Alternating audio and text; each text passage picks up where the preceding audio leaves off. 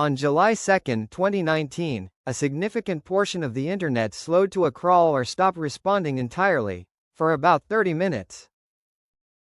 The cause was traced to Cloudflare, a company that provides security and performance services for a massive number of websites worldwide.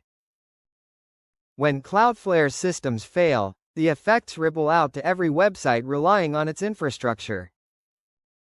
The root cause was a single software update deployed to Cloudflare's Web Application Firewall, a system designed to detect and block malicious web traffic. That update included a new rule designed to detect a specific pattern of malicious activity. The rule relied on something called a regular expression, a compact pattern matching syntax widely used in software to search for specific patterns within text. Regular expressions are powerful, but they can also be computationally expensive if written poorly, particularly with certain patterns that can cause what's known as catastrophic backtracking.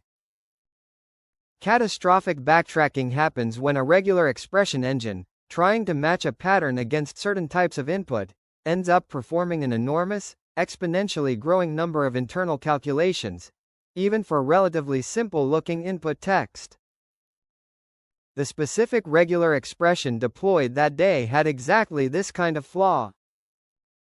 When it encountered certain patterns in real, ordinary web traffic passing through Cloudflare's network, it triggered this catastrophic backtracking behavior.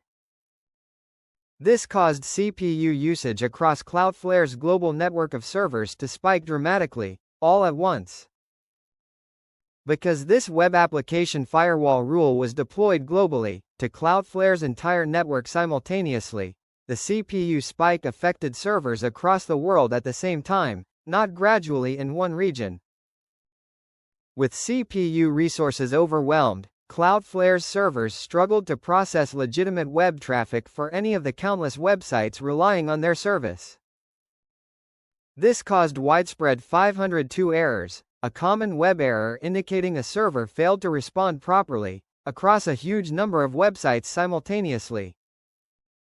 Cloudflare's own engineers identified the issue and worked to roll back the problematic rule.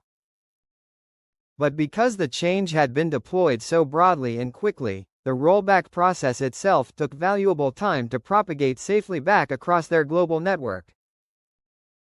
Service was fully restored after approximately 30 minutes, but even a brief global outage from a company at Cloudflare's scale had a significant ripple effect across the Internet. The technical root cause was a single regular expression with a computational complexity flaw, combined with a deployment process that pushed the change globally, all at once, without an initial smaller-scale rollout to catch the problem first. Cloudflare's own incident report was notably detailed and transparent, explaining the technical mechanics of the regular expression issue in depth. This transparency helped the broader software industry better understand and defend against similar catastrophic backtracking vulnerabilities in their own systems. The lesson here is twofold. First, code performing pattern matching, especially on untrusted, real-world input, needs careful testing for worst-case computational behavior, not just typical case correctness. Second, global, all-at-once deployments of any rule or configuration change carry inherent risk. Staged rollouts remain one of the most effective safeguards against a single bad change taking down an entire global system at once. Cloudflare's 2019 outage remains a widely referenced example of how a small, seemingly innocuous piece of code, a single regular expression, can bring a huge portion of the Internet to a standstill.